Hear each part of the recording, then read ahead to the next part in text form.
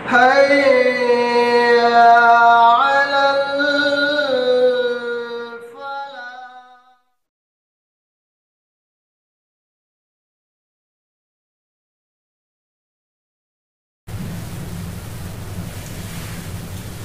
الحمد لله رب العالمين والصلاة والسلام على سيد المرسلين وعلى آله وصحبه أجمعين، أما بعد. أعوذ بالله من الشيطان الرجيم. بسم الله الرحمن الرحيم. الأعراب أشد كفرا ونفاقا وأجدر أن لا يعلموا حدود ما أنزل الله على رسوله والله عليم حكيم. الحمدللہ آج رمضان مبارک جس میں ہم شب بیداری کرتے ہیں، طاق راتوں میں پہلی رات ہے. اللہم انکا عفو تحب العفو فاعف عنی، یہ دعا ہم اور آپ کو پڑھنی چاہیے. اس میں اللہ رب العالمین سے اپنے لیے استغفار اور مغفرت کی طلب ہے. آج 21 تراویح الحمدللہ مکمل ہوئی. اسی طریقے سے 11ویں پارے کا آدھا پارہ الحمدللہ وہ بھی تراویح میں مکمل کیا گیا. تفسیر میں الحمدللہ سورۃ توبہ چل رہا ہے. اللہ رب العالمین اس آیت کے اندر اور اس کے علاوہ ایک اور آیت کے اندر منافق کی قسمیں بیان کر رہا ہے. ایک منافق جو اللہ رب العالمین کے ساتھ، نبی اکرم صلی اللہ علیہ وسلم کے ساتھ دھوکہ کرے، وہ منافق ہے. اب اس آیت کے اندر اللہ رب العالمین نے 3 قسم کے منافقوں کا تذکرہ کیا ہے. 3 قسم کے منافق اس میں بھی 3 قسم کے. اللہ رب العالمین فرما رہا الاعراب اشد کفرا و نفاق. اعرابی جو ہوتے ہیں، دیہات کے لوگ، اشد کفرا، کفر میں بھی بہت سخت ہوتے ہیں، و نفاقا، اور نفاق میں بھی بہت سخت ہوتے ہیں. وجہ کیا ہے؟ وَأَجْدَرُ أَلَّا يَعْلَمُوا حُدُودَ مَا أَنزَلَ اللَّهُ عَلَى رَسُولِهِ، کیونکہ ان کے پاس اللہ رب العالمین کی اتاری ہوئی چیزیں نہیں پہنچتی. واللہ علیم حکیم، اور اللہ رب العالمین جاننے والا اور حکمت والا ہے. اس آیت کے اندر اللہ رب العالمین نے منافق کی وہ قسم بیان کی ہے جو دیہات کے لوگ ہیں. دیہات میں آدمی رہتا ہے، اکثر لوگ جو دیہات کے ہوتے ہیں وہ جانوروں کے ساتھ رہتے ہیں، وحشیوں کے ساتھ رہتے ہیں. تو ان کے ساتھ رہتے رہتے وہ جانور جیسا ہو جاتے ہیں، کیونکہ ان کا کفر اتنا خطرناک ہوتا ہے، وہ باتوں کو نہیں سنتے، اور نفاق بھی اسی طریقے سے ان کا ہوتا ہے. اس لیے اللہ رب العالمین نے پہلے جو ذکر فرمایا ہے وہ یہ دیہاتی قسم کے جو لوگ ہوتے ہیں اس میں منافق کا تذکرہ کیا گیا ہے. اور ایسا وہ اتنا سخت کیوں ہوتے ہیں؟ کفر میں اتنا زیادہ سختی ہوتی ہے، نفاق میں اتنا زیادہ سخت، اور مزاج بھی ان کا سخت ہوتا ہے. شہروں کے مقابلے میں جو دیہات کے لوگ ہوتے ہیں ان کا مزاج بہت سخت ہوتا ہے، باتیں بہت کڑوا کرتے ہیں. یہ وجہ اللہ رب العالمین نے بیان فرمایا کہ اللہ یعلم حدود ما انزل اللہ علی رسولہ، وہ علماء سے دور رہتے ہیں. جو جاننے والے ہیں، جو علم کے جاننے والے ہیں، قرآن کے جاننے والے ہیں، حدیث کے جاننے والے ہیں، ان سے وہ لوگ دور رہتے ہیں. اس لیے یہ لوگ بہت سخت ہوتے ہیں. یہ نفاق میں ان کا کفر بہت سخت ہوتا ہے، کافر بہت خطرناک ہوتے ہیں. یہ ان کا طور طریقہ رہنے سہنے کا جانوروں جیسا ہوتا ہے. تو اللہ رب العالمین نے یہ قسم بیان فرمائی ہے منافقوں کی کہ اعرابی قسم، دیہاتی جو قسم ہوتے ہیں وہ منافق ہوتے ہیں، بہت ہی زیادہ سخت ہوتے ہیں. تو ہم اور آپ کو اس آیت سے پتا چلا کہ علماء سے ہم اور آپ کو دوری نہیں کرنی چاہیے، رابطے میں رہنا چاہیے. کیونکہ جو چیز عالم جانتا ہے وہ ایک جاہل اور ایک طریقے سے عام طور سے نارمل آدمی وہ چیز نہیں جان سکتا. اللہ رب العالمین جس کو علم سے نواز دے، جس کو یہ طاقت دے دے، جس کو شعور دے دے، جس کو یہ عقل دے دے، وہ قرآن کو سمجھ سکے، حدیث کو سمجھ سکے، اس سے ہم اور آپ کو لو لگانا چاہیے. ورنہ ہم اور آپ کا دل سخت ہو جائے گا اور ہم اس طریقے سے عالموں سے دور ہو کر کے ہم اللہ کی کتاب اور رسول کی کتاب سے دوری اختیار کر لیں گے. اس لیے اس آیت کے اندر اللہ رب العالمین نے اس کا اشارہ فرمایا ہے. دوسرے اور تیسرے قسم کے منافق کس طریقے سے ہوتے ہیں؟ اللہ رب العالمین نے کہا وَمِمَّنْ حَوْلَكُمْ مِنَ الْأَعْرَابِ مُنَافِقُونَ وَمِنْ أَهْلِ الْمَدِينَةِ، کچھ لوگ تمہارے ارد گرد گھومتے رہتے ہیں، اور وَمِنْ أَهْلِ الْمَدِينَةِ، اور کچھ لوگ شہروں میں. اللہ کے نبی صلی اللہ علیہ وسلم کو آگاہ کیا جا رہا ہے یہ دوسرے قسم کے منافق کون ہیں جو آپ صلی اللہ علیہ وسلم کے ارد گرد گھوم رہے ہیں. کتنے لوگ ایسے منافق تھے اللہ کے نبی صلی اللہ علیہ وسلم کے پاس آتے تھے, باتیں سننے کے بعد پھر کفار سے جا کر کے بیان کرتے تھے, لیکن اللہ کے نبی صلی اللہ علیہ وسلم کو پتہ نہیں چلتا تھا. اللہ رب العالمین آگاہ کہہ رہا ہے وَمِمَّنْ حَوْلَكُمْ مِنَ الْأَعْرَابِ, کچھ منافق ایسے ہیں جو آپ کے ارد گرد رہ رہے ہیں, آپ کے آجو باجو رہ رہے ہیں, آپ کی باتوں کو سنتے ہیں اور پردہ کرتے ہیں, کفار سے جا کر کے وہ باتیں بیان کرتے ہیں. اور آگے بیان فرمایا وَمِنْ أَهْلِ الْمَدِينَةِ, کچھ لوگ ایسے ہیں جو شہروں میں موجود ہیں, منافق ہیں شہروں میں موجود ہیں, اپنی زندگی گزار رہے ہیں. گویا کہ یہ تین قسم کے منافق ہوئے. ایک قسم کے منافق وہ جو گاؤں اور دیہات میں رہتے ہیں, جو بہت ہی زیادہ سخت ہوتے ہیں نفاق میں بھی کفر میں بھی, اور دوسرے قسم کے وہ جو آپ صلی اللہ علیہ وسلم کے ارد گرد گھوم رہے ہیں, اور ایک وہ جو شہروں میں رہتے ہیں, یعنی ایک دیہاتی ایک شہری اور دوسرے آپ صلی اللہ علیہ وسلم کے ارد گرد گھوم رہے ہیں. پھر آگے اللہ رب العالمین نے یہ جو دو قسم کے منافق ہیں جو آپ کے ارد گرد گھوم رہے ہیں یا جو شہروں میں رہے ہیں, مردوا علی النفاق, کہہ رہا ہے کہ یہ نفاق میں بہت زیادہ ہوشیار ہیں, بہت ہی زیادہ ہوشیار چتر ہیں. کیونکہ آپ صلی اللہ علیہ وسلم کے درمیان رہتے ہوئے بھی آپ صلی اللہ علیہ وسلم کو بھنک نہیں لگ رہی ہے. آپ صلی اللہ علیہ وسلم کو علم نہیں ہو رہا ہے کہ یہ منافق ہے, یہ ایمان والا نہیں ہے, یہ کفر والا ہے, یہ اسلام کو نقصان پہنچا رہا ہے, یہ میرے دین کو نقصان پہنچا. اللہ کے نبی صلی اللہ علیہ وسلم کو اس کا علم نہیں ہو رہا. مردوا علی النفاق, اتنے زیادہ ہوشیار ہیں کہ نبی اکرم صلی اللہ علیہ وسلم کے پاس بھی رہتے ہیں اور کفار مشرکین کے ساتھ بھی رہتے ہیں. یہ منافقین کے بارے میں ہے اللہ رب العالمین نے کہا کہ جتنا نقصان انہوں نے اسلام کو پہنچایا ہے اتنا کسی نے نہیں پہنچایا. کفار مشرکین تھے, ان کا پتا تھا کہ یہ کافر ہے, مشرک ہے, یہ اسلام کے دشمن ہے, لیکن منافق ایسا جو اللہ کے نبی صلی اللہ علیہ وسلم کے پاس بھی رہ رہا ہے اور کفار کے پاس بھی رہ رہا ہے, بہت سارا نقصان پہنچا ہے. غزوہ احد میں کیا ہوا؟ عبداللہ ابن ابی, یہ رئیس المنافقین کہا جاتا ہے اس کو, سب سے بڑا منافق. غزوہ احد کا موقع آیا, یہ ہوا کہ اب جنگ ہوگی, مسلمانوں کی لشکر بہت کم تھی.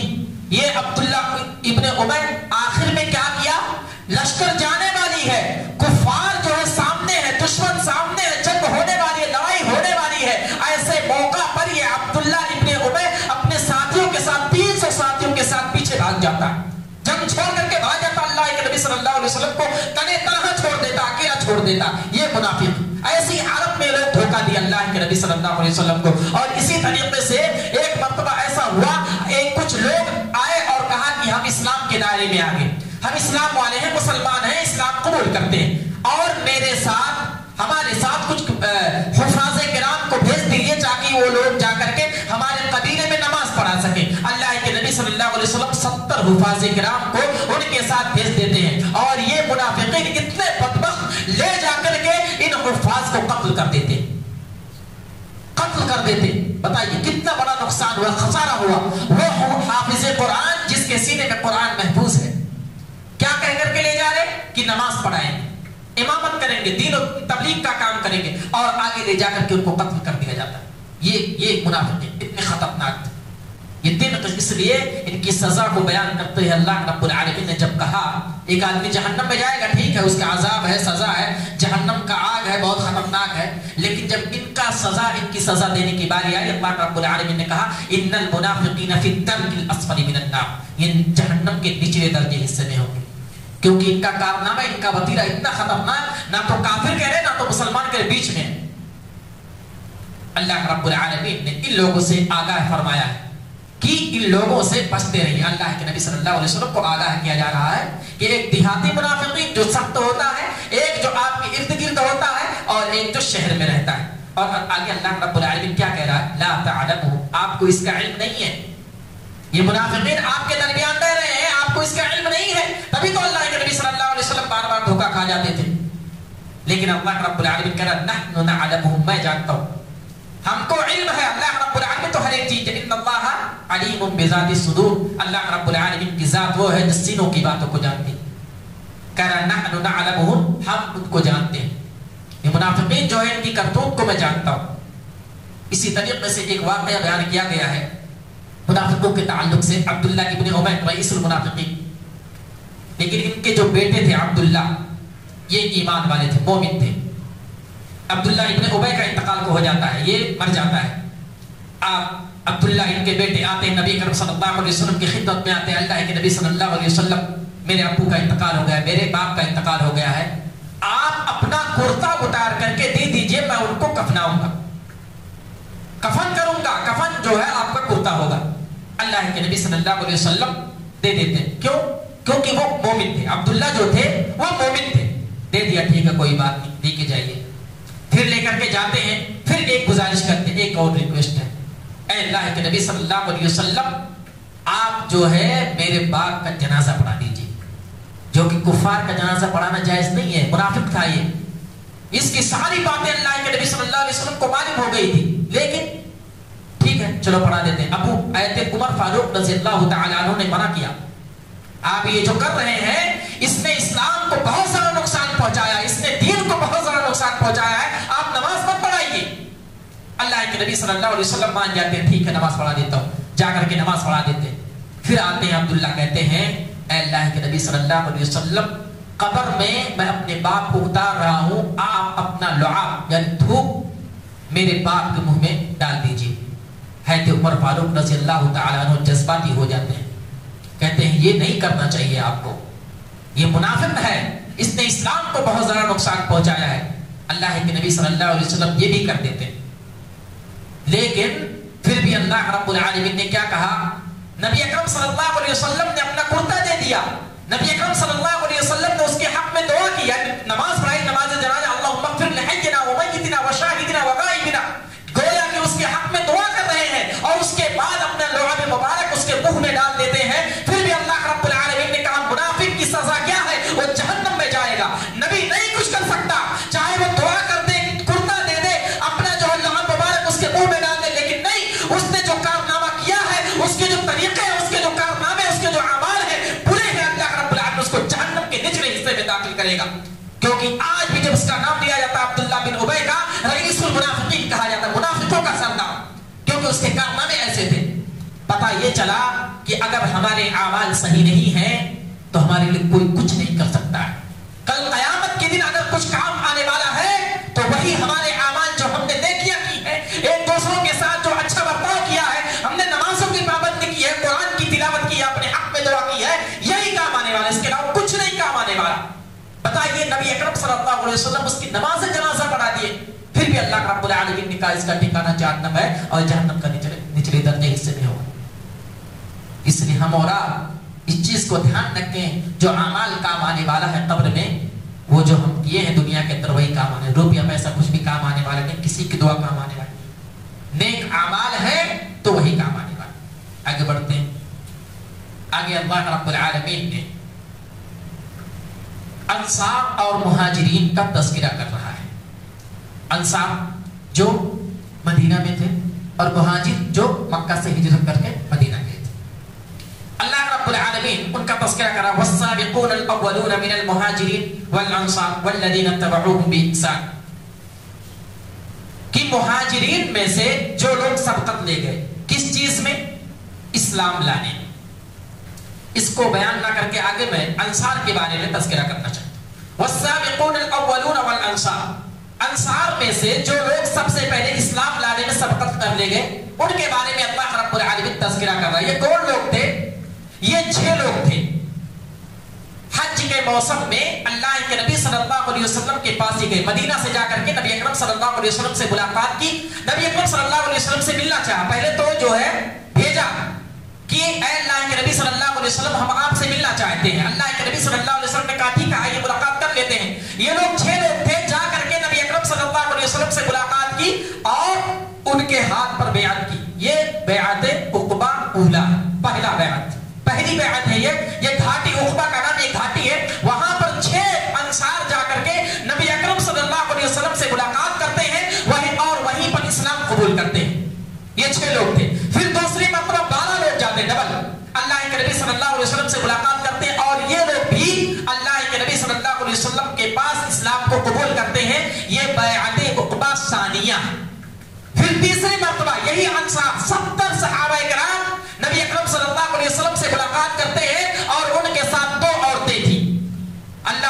صلی اللہ علیہ وسلم کے ہاتھ پر بیعت کرتے ہیں، یہ بیعت عقبہ ثالثہ ہے۔ ان لوگوں کے بارے میں اللہ رب العالمین نے کہا والسابقون الاولون انصار، یہ پہلے لوگ ہیں جنہوں نے سبقت کی، اسلام لانے میں سب سے پہل کی۔ والسابقون کے معنی ہوتا پکڑ لینا، کود کر کے پکڑ لینا، اس کو آگے بڑھ کر کے پکڑ لینا۔ جیسا کہ موسیٰ علیہ السلام نے جب جادوگروں کے سامنے معجزے کو پیش کیا، معجزے کو دکھلایا، عصا جو ان کی لاٹھی تھی ساری چیزوں کو نگلنے لگی، تو کیا کہا فَأُلْقِيَ السَّحَرَةُ سَاجِدِينَ، یہ لوگ آگے بڑھ کر کے اللہ رب العالمین کے سامنے سجدہ ریز ہو جاتے ہیں، سجدے میں گر جاتے ہیں اور کہتے ہیں قالوا آمنا برب العالمین، ہم ایمان لاتے ہیں رب العالمین پر۔ فَأُلْقِيَ، آگے بڑھ کر کے سجدے میں چلے جانا اور آگے بڑھ کر کے کسی چیز کو حاصل کرنا، اس کو کہتے ہیں والسابقون۔ یہ آگے بڑھ کر کے اس طریقے سے موسیٰ علیہ السلام پر ان لوگوں نے ایمان لایا تھا۔ اسی طریقے سے یہ انصار جو تھے، بیعت عقبہ اولا جب ہوا 6 لوگ تھے، ثانیہ جب ہوا 12 لوگ تھے، اور ثالثہ جب ہوا تو یہ لوگ 70 لوگ تھے، 70 صحابہ کرام اور 2 عورتیں تھیں جو اللہ کے نبی صلی اللہ علیہ وسلم کے ہاتھ پر بیعت کی تھی، اور ان لوگوں نے سب سے پہلے اسلام لانے کا شرف حاصل کیا تھا۔ اسی طریقے سے مہاجرین میں سے کون ہے؟ مہاجرین میں سے وہ لوگ ہیں، مفسرین کرام نے کہا ہے کہ جن لوگوں نے سب سے پہلے اسلام لایا ان لوگوں کے بارے میں ہے جو لوگ بدر میں، غزوہ بدر کب پیش آیا؟ اسی رمضان المبارک کے مہینے میں، 17 رمضان المبارک میں، 17 رمضان المبارک جمعہ کا دن پیش آیا، پہلی جنگ، پہلی لڑائی کفار اور مشرکین اور مسلمانوں کے درمیان۔ تو یہ مہاجرین سے مراد کہا گیا ہے کہ وہ لوگ ہیں جنہوں نے غزوہ بدر میں شرکت کی، ان لوگوں کے بارے میں ہے۔ اور غزوہ بدر والوں کے بارے میں آتا ہے، حدیث کے اندر ہے کہ جتنے لوگ بھی شریک ہوئے تھے مسلمانوں میں سے، کیونکہ یہ پہلی جنگ تھی، ان کے پاس نہ تو ہتھیار تھا، کچھ نہیں تھا، لیکن پھر بھی اللہ کے دین کے لیے، اللہ کے اسلام کے لیے ان لوگوں نے یہ لوگ شریک ہوئے۔ ان لوگوں کے بارے میں حدیث میں آتا ہے کہ اللہ رب العالمین نے آسمان سے جھانک کر کے ان کو دیکھا۔ بھلا بتائیے کل قیامت کے دن سب سے جو بہترین ہم اور آپ کا انعام ہوگا وہ یہ کہ ہم اللہ رب العالمین کا دیدار کریں گے، اور خود اللہ رب العالمین جنگ بدر میں جن لوگوں نے شرکت کی تھی، اللہ رب العالمین ان کو جھانک کر کے دیکھتا ہے۔ یہ عظمت ہے، یہ احترام ہے اللہ رب العالمین ان کے بارے میں۔ اللہ کے نبی صلی اللہ علیہ وسلم نے کہا کہ جن لوگوں نے غزوہ بدر میں، جنگ بدر میں شرکت کی، اللہ رب العالمین نے ان کو جھانک کر کے دیکھا، اور ان کے بارے میں کہا گیا کہ آج سے یہ لوگ جو بھی کریں گے اللہ رب العالمین ان کو گرفت نہیں کرے گا، ان کی پکڑ نہیں ہوگی، یہ ان کی عزت ہے، یہ ان کی تقریب ہے۔ یہ مہاجرین سے مراد وہ لوگ ہیں جو غزوہ بدر میں شریک ہوئے تھے۔ اللہ رب العالمین نے بھلا بتائیے کتنی خطرناک جو ہے عظمت ہے، کتنی خطرناک عزت ہے۔ اور آگے اللہ رب العالمین نے کہا والذین اتبعوہم بإحسان، کہ وہ لوگ بھی جو ان کی اتباع کریں گے، بإحسان، بھلائی کے ساتھ، یعنی اس میں ہم لوگ بھی آتے ہیں، واتبعوہم بے، ہم لوگ بھی آتے ہیں، کیونکہ ہمارا منہج کیا ہے؟ صحابہ کرام کا جو طریقہ تھا اس طریقے میں ہم زندگی گزارتے، نبی اکرم صلی اللہ علیہ وسلم کے بتائے ہوئے طریقے پر چلتے، تو اس میں ہم لوگ بھی آئیں گے۔ جو لوگ صحابہ کرام، انصار اور مہاجرین کے نقش قدم پر چلیں گے، والذین اتبعوہم، جو ان کی اتباع کریں گے بإحسان، بھلائی کے ساتھ، نیکی کے ساتھ، تو اللہ رب العالمین نے آگے ان کا بیان فرمایا ہے رضی اللہ عنہم ورضوا عنہ، جو نبی اکرم صلی اللہ علیہ وسلم کے طریقے پر، صحابہ کرام کے طریقے پر، انصار کے طریقے پر، مہاجرین کے طریقے پر اپنی زندگی گزارے گا، ان کی اتباع کرے گا، رضی اللہ عنہم ورضوا عنہ، اللہ رب العالمین ان سے راضی ہو گیا اور وہ اللہ سے راضی ہو گئے۔ یہاں پر ایک بات میں بتاتا چلوں، اللہ رب العالمین کا راضی ہونا یہ کوئی بڑی بات نہیں، کیونکہ اللہ رب العالمین دیکھتا اپنے بندوں کو، تھوڑا سا بھی اگر نیک کام کرتے ہیں اللہ رب العالمین خوش ہوتا ہے، راضی ہو جاتا ہے، لیکن بندے کا اللہ سے راضی ہونا یہ بہت مشکل کام ہے، یہ بہت ہی مشکل کام ہے۔ صحابہ کرام کے بارے میں یہ لفظ کہا گیا ہے، یہ ان کے بارے میں ہے کہ وہ اللہ سے راضی ہو گئے، اللہ رب العالمین نے انہیں مصیبت میں رکھا تب بھی خوش، خوشحالی میں رکھا تب بھی خوش، جنگیں لڑی تب بھی خوش، مارے گئے تب بھی خوش، گالی دیا گیا تب بھی خوش، لڑائیاں کی گئی تب بھی خوش، ہر معاملے میں خوش۔ یہ ہے راضی ہونا۔ اللہ رب العالمین نے جس حالت میں ان کو رکھا، بھوک کی حالت میں ہے، پیاس کی حالت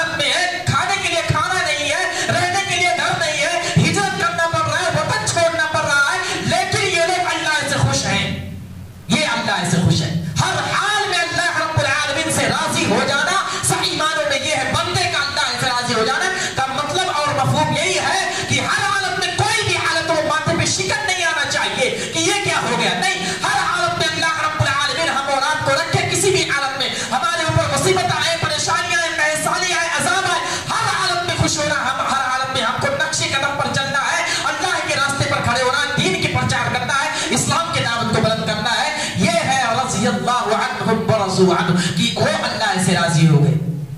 تبھی تو آج ہمارے پاس اسلام کا جو صحیح طریقہ ہم اور آپ کے پاس پہنچا۔ صحابہ کی بہت قربانیاں، گھر چھوڑنا پڑا، مال و دولت کو قربان کر دیا، گھر بار سارا کچھ چھوڑ دیا، کتنے بچے شہید کر دیے گئے، کتنی مائیں جو بے اولاد ہو گئی، کتنی بیویاں بیوہ ہو گئی، لیکن شکر نہیں آئے باتیں پہ۔ یہ ہے راضی ہونے کا یہ مطلب، کچھ بھی ہو اللہ کے لیے جھکنا نہیں ہے، اللہ کے دین کو بلند کرنا ہے، اللہ کے اسلام کو دنیا کے خطے پر پہنچانا ہے۔ یہ عزم، یہ ارادہ تھا، اس لیے آج ہم اور آپ کے پاس اسلام صحیح سالم ہے، ہم اور آپ اچھے طریقے سے نماز پڑھ رہے ہیں، الحمدللہ جیسی بھی لگ گئی ہے۔ لیکن نبی اکرم صلی اللہ علیہ وسلم کے زمانے میں ایک وقت کی نماز پڑھنے کے لیے سوچنا پڑتا تھا، کفار پیچھے لگے ہوتے تھے مانگنے کے لیے، چپ کے کتنے سالوں تک اللہ کے نبی صلی اللہ علیہ وسلم نے دعوت کا کام کیا، پھر علانیہ بعد میں کیا، تو بہت ہی مشکل رہا ہے۔ اس لیے اللہ رب العالمین نے ان کو کہا رضی اللہ عنہم ورضوا عنہ، اللہ ان سے راضی ہو گیا، وہ اللہ سے راضی ہو گئے۔ لیکن اگر ہم بھی انہی کے نقش قدم پر چلیں گے تو والذین اتبعوہم بإحسان، لیکن نیکیوں کے ساتھ، یہ دکھلانے کے لیے نہیں، ریاکاری نہیں کہ ہم کو لوگ مسلمان کے نام کے مسلمان نہیں بننا، کام کے مسلمان بننا ہے۔ ایمان صحیح معنوں میں ہونا چاہیے، تب ہم اس زمرے میں آئیں گے، ورنہ کہنے کے لیے بہت سارے مسلمان پڑے ہوئے ہیں، ٹائم پاس کر رہے ہیں، ہاں مسلمان نام کے ایسا نہیں، کام کے مسلمان کو کام بولنا چاہیے آپ کا، تو اللہ رب العالمین ہم اور آپ سے بھی راضی ہوگا اور اس کا بدلہ دے گا۔ آگے بڑھتے ہیں۔ اللہ رب العالمین ایک چیز مسلمانوں کو، مومنوں کو اعلان کیا جا رہا ہے کہ اللہ رب العالمین بیچ رہا ہے کوئی چیز، اللہ رب العالمین بیچ رہا ہے، مسلمانوں اور مومنوں کو کہا جا رہا ہے خریدو گے؟ کیا ہے وہ چیز؟ ان اللہ اشترى، اللہ رب العالمین بیچ رہا ہے من المؤمنین، کچھ مومنوں سے۔ مومن ہوتے ہیں، کسی کا ایمان مضبوط ہوتا ہے، لیکن سچے پکے اگر کوئی مومن ہے، سچا پکا مومن ہے تو اس کا ایمان مضبوط ہوتا ہے۔ تو مومنوں میں سے کچھ لوگ اللہ رب العالمین کہتے ہیں ان اللہ اشترى من المؤمنین، اللہ رب العالمین بیچ رہا ہے من المؤمنین، مومنوں سے کس چیز کے بدلے؟ انفسهم واموالهم، مومنوں سے کیا چاہتا ہے؟ ان کے نفس، ان کی جان اور ان کے مال، بدلے میں کیا ہے؟ بِأَنَّ لَهُمُ الْجَنَّةِ، بِأَنَّ لَهُمُ الْجَنَّةِ، اللہ کی راہ میں مال کو اور اپنے نفس کو قربان کر دو، اللہ رب العالمین تم کو جنت دے گا۔ وہ جنت جس کو نہ کسی آنکھ نے دیکھا ہوگا، نہ کسی کان نے سنا ہوگا، اس کے بارے میں نہ کسی دل نے گمان کیا ہوگا، ایسی خوبصورتی اللہ رب العالمین کہہ رہا ہے کہ تم اللہ رب العالمین کے لیے اپنے نفس کو، اپنے مال کو قربان کر دو، اس کے بدلے میں اس کی جو قیمت ہوگی، اس کی جو ثمن ہوگی، اللہ رب العالمین جنت دے گا۔ ان اللہ اشترى، اللہ رب العالمین خرید رہا ہے، کیا خرید رہا ہے؟ تمہارے نفس کو، تمہارے مال کو، بِأَنَّ لَهُمُ الْجَنَّةَ، تمہارے لیے جنت قرار دیا گیا، تمہیں جنت دے دی جائے گی۔ اور وہ جنت کتنی خوبصورت ہے، کہا گیا اس کی چوڑائی وَسَارِعُوا إِلَىٰ مَغْفِرَةٍ مِّن رَّبِّكُمْ وَجَنَّةٍ عَرْضُهَا السَّمَاوَاتُ وَالْأَرْضُ، اس کی چوڑائی، جنت کی چوڑائی بتائی گئی آسمان و زمین سے بھی کہیں زیادہ ہے اس کی چوڑائی۔ اس کے لیے دوڑو، اس کے لیے کوشش کرو۔ اللہ رب العالمین کہہ رہا ہے کہ اس کی اتباع کرو، اس کی فرما برداری کرو، اللہ رب العالمین اس کے بدلے تم کو جنت دے گا۔ اور ایک جگہ اللہ رب العالمین نے جنت کا تذکرہ کرتے ہوئے یا جنت کی خوبصورتی بیان کرتے ہوئے کہہ رہا ہے فَآتَاهُمُ اللَّهُ ثَوَابَ الدُّنْيَا، کہ اللہ رب العالمین دنیا کا ثواب تم کو دے گا، یعنی کوئی چیز اگر دنیا میں ہم کرتے ہیں اللہ رب العالمین اس کا بدلہ دے گا، اگر ہم نیک کام کرتے ہیں تو اللہ رب العالمین اس کا بدلہ دیتا ہے۔ کیا کہا؟ فَآتَاهُمُ اللَّهُ ثَوَابَ الدُّنْيَا، دنیا کی نیکی کا بدلہ اللہ رب العالمین دنیا میں دے گا۔ وَحُسْنَ ثَوَابِ الْآخِرَةِ، ثواب کی بات آ رہی ہے، دنیا کے ثواب کی بات اللہ رب العالمین کہہ رہا فَآتَاهُمُ اللَّهُ ثَوَابَ الدُّنْيَا، دنیا کا ثواب تم کو دیا جائے گا۔ لیکن آخرت کے ثواب کی بات جب آ رہی ہے کیا کہا؟ وَحُسْنَ ثَوَابِ الْآخِرَةِ، وہ حسن کا لفظ استعمال کیا گیا، کہا گیا دنیا کی خوبصورتی کچھ نہیں ہے، آخرت کی خوبصورتی اور جنت کی خوبصورتی دیکھ لو، سارا کچھ بھول جاؤ گے۔ وَحُسْنَ ثَوَابِ الْآخِرَةِ، آخرت کی ثواب اور آخرت کی نیکی جب تم کو دی جائے گی وہ بہت ہی خوبصورت ہوگی، وہ جنت کے بارے میں ہے۔ جنت اتنی خوبصورت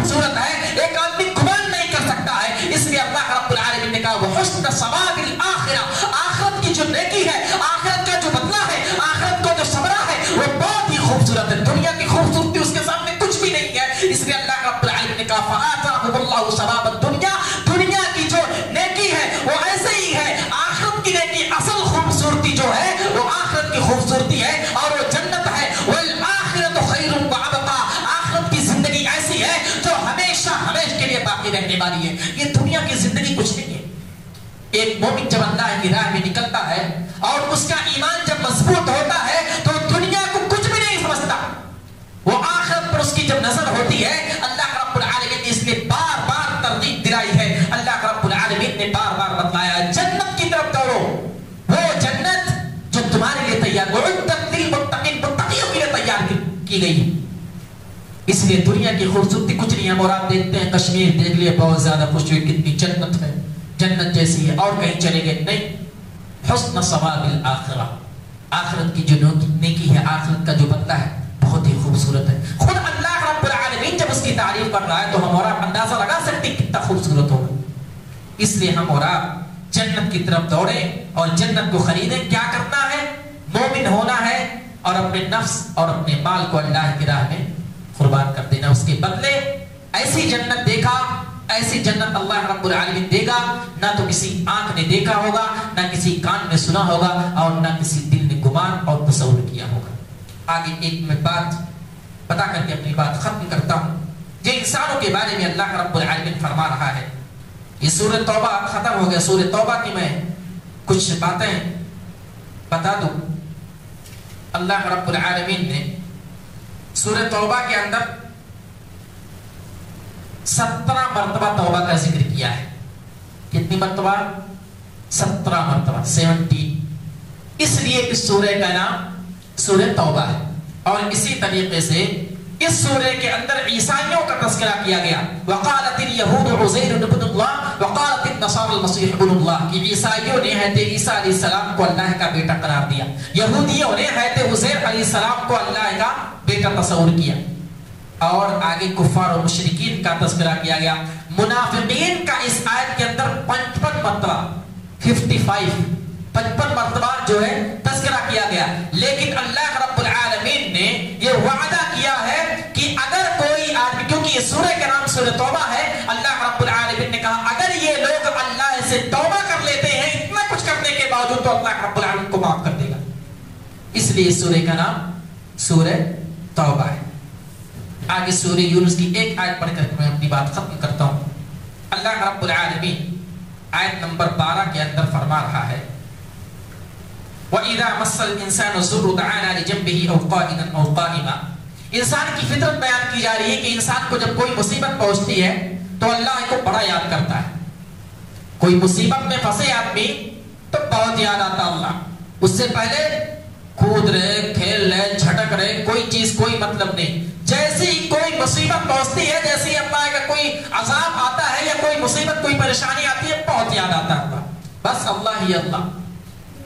अल्लाह रब्बुल आलमीन ने कहा वइज़ा मस्सल इंसानु ज़ुर्रु दअना लिजंबिही औ क़ाइदन औ क़ाइमा, जब इंसान को कोई मुसीबत पहुंचती है, कोई ज़रूरत पहुंचती है, दअना तो हमको बहुत पुकारता है, लिजंबिही लेटा होता है तब भी अल्लाह, औ क़ाइदन खड़ा होता है तब भी अल्लाह, औ क़ाइदन लेटा होता बैठा होता तब भी हर हाल में अल्लाह अल्लाह करता है। फलम्मा कशफना अन्हु ज़ुर्रहु मर्रा कअन लम यदउना इला ज़ुर्रिन मस्सा, और जब उसकी मुसीबत को दूर कर दिया जाता है तो ऐसा लगता है कभी कुछ हुआ ही नहीं था, कभी कुछ हुआ ही नहीं था। इस आयत के अंदर अल्लाह रब्बुल आलमीन ये बतलाना चाहता है कि इंसान को हमेशा अल्लाह रब्बुल आलमीन को याद रखना चाहिए। कहा जाता है कि अगर आप खुशहाली में, हदीस है अल्लाह के नबी सल्लल्लाहु अलैहि वसल्लम की हदीस है, रब को खुशहाली में याद करो, वो रब ऐसा है जो तुमको तंगी में याद करेगा, तुम्हारी परेशानी में तुमको याद करेगा।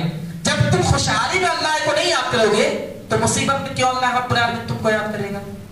इसलिए जरूरी है कि इंसान को हर हालत में अल्लाह रब्बुल आलमीन का शुक्रिया और इसी तरीके से हर हालत में अल्लाह रब्बुल आलमीन को याद करना चाहिए।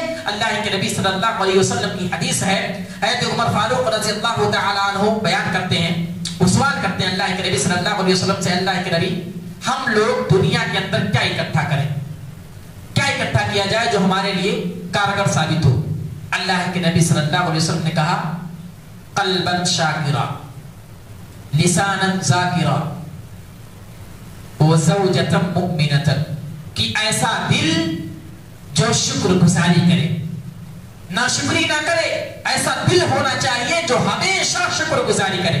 कुरान मजीद के अंदर है लेकिन शकरतुम लअज़ीदन्नकुम, अगर तुम अल्लाह रब्बुल आलमीन का शुक्रिया अदा करोगे तुमको और ज्यादा नवाजेगा। तो ऐसा दिल होना चाहिए चाहे जो हो हर हालत में अल्हम्दुलिल्लाह, अल्लाह का शुक्र है। ये अल्फाज अगर आपके ज़बान पर है तो ये आपके लिए सबसे बेहतरीन कारगर साबित होगा। और आगे लिसानन ज़ाकिरा, ऐसी ज़बान जो हमेशा जिक्र अज़कार करता रहे, जो हमेशा जिक्र करता रहे, सुभान अल्लाह, अल्हम्दुलिल्लाह, अल्लाहु अकबर, ऐसी ज़बान होनी चाहिए। ऐसा नाशुक्री नहीं करना चाहिए। और ज़ौजतन मुमिनतन, ऐसी बीवी जो मोमिना हो और आपके लिए आखिरत में काम आए, यानी आपकी आखिरत बना दे। दुनिया में अगर आप गलत रास्ते पर जा रहे हैं तो आपको सही रास्ते पर लेकर के आए। ये तीन चीजें अल्लाह के नबी सल्लल्लाहु अलैहि वसल्लम ने बयान फरमाई। तो इस आयत के अंदर अल्लाह रब्बुल आलमीन ने ये बताया है कि इंसान को हमेशा रब्बुल आलमीन को याद रखना चाहिए। ये नहीं कि मुसीबत आए, परेशानी आए तब अल्लाह अल्लाह और खत्म हुआ तो भूल गए, नहीं। मुश्किल में खुदा को याद किया, मुश्किल हुई आसान भूल गए, ऐसा नहीं होना चाहिए। आखिर में अल्लाह रब्बुल आलमीन से दुआ है कि रब्बुल आलमीन तो हमें कहने सुनने से ज्यादा अमल करने की तौफीक अता फरमा। अल्लाह रब्बुल आलमीन इस दुनिया के अंदर हमें किताबुल्लाह और सुन्नत रसूल सल्लल्लाहु अलैहि वसल्लम के मुताबिक जिंदगी गुजारने की तौफीक अता फरमा। अल्लाह रब्बुल आलमीन जो भी हम रमज़ान मुबारक के महीने में नेक अमाल कर रहे हैं उन तमाम अमाल को कबूल फरमा। अल्लाह रब्बुल आलमीन मस्जिद के मोहतमिम जो जिम्मेदार लोग हैं, दर्स व तदरीस का एहतमाम किया है, तरावीह का एहतमाम किया है, अल्लाह रब्बुल आलमीन की जायज़ ख्वाहिशात को पूरी फरमा। इसी तरीके से जो भी इस महफिल में बैठे हुए कुरान और सुन्नत को सुन रहे, अल्लाह रब्बुल आलमीन हमारे बैठने को पहले कबूल फरमा।